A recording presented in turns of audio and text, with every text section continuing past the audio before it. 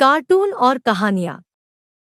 Hello दोस्तों, ये कहानी शुरू करने से पहले अगर आपने हमारे चैनल को सब्सक्राइब नहीं किया है तो जल्दी से सब्सक्राइब करें, बेल आइकन दबा दें क्योंकि हम हर बार एक नई कहानी लेकर आते हैं। मेरे घर के करीब एक ऑटो वर्कशॉप थी जहाँ एक छोटा सा लड़का काम करता था जिसे सब छूटू कहकर पुकारते थे। इस लड़के की उम्र 9-10 साल होगी। मैं अपने स्कूल के साथियों के साथ आते जाते उसे देखा करता था और अपने साथियों से कहता कि शुक्र है मैं ये काम नहीं करता, वरना मेरे कपड़े भी इसकी तरह गंदे होते और मुझे भी इन गंदे टायरों को हाथ लगाकर खोलना पड़ता।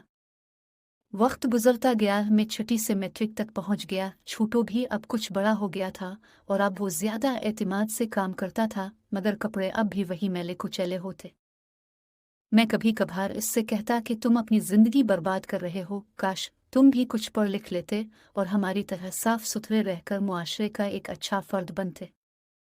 छूटो हमेशा जवाब देता, आदमी पढ़ा लिखा हो या ना हो, सबसे बड़ी चीज इंसानियत और दूसरों के साथ हमदर्दी है। बहुत सारा वक्त गुजर गया। मैंने यूनिवर्सिटी से बड़ी डिग्री हासिल की, इम्तियाजी नंबरों से पास हुआ था, इसलिए मुझे एक फर्म में बहुत अच्छी मुलाजमत मिल गई।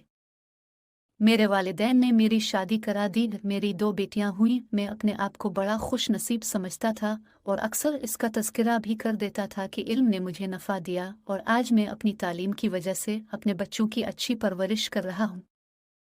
एक बार मैं अपनी कार में कहीं जा रहा था कि अचानक पंक्चर हो गया। करीब ही एक ऑटो वर्कशॉप थी। मैं गाड़ी को धक्का लगाता हुआ वहां तक पहुंचा।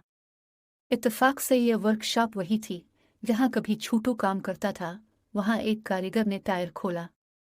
एक शख्स पर नजर पड़ी जो गैरेज का मालिक लग रहा था, मगर वो भी मैले कपड़ों में था। मैंने गौर से देखा, ये छूटो था और इससे ज्यादा ताज्जुब मुझे उन चंद नौजवान कारीगरों पर हुआ जो काफी पढ़े लिखे और मुहज्जिब लग रहे थे और बहुत ही अदब से बात कर रहे थे।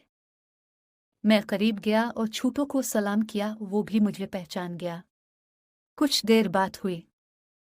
पंक्चर लग चुका था। मैं छूटो से रुखसत हुआ और जाते हुए इन नौजवानों को बताया। इस वर्कशॉप का मालिक छोटू मेरा पुराना वाकिफ कार है।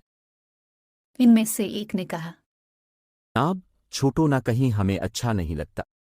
आज जो हम आपके सामने हैं तो उन्हीं की बदौलत हैं। हमारी फीस, यूनिफॉर्म, किताबें, सब का खर्च यही उठाते हैं। हमारे अलावा कई और तालिब इल्मों का खर्च भी उठाते हैं। ये छोटू नहीं, ये तो हमारे लिए रहमत का फरिश्ता है। उनकी ये बात सुनकर मैं सोच में पड़ गया कि मैंने पढ़ लिख कर बड़ा काम किया, इसने दूसरों को पढ़ा लिखाकर बड़ा काम किया।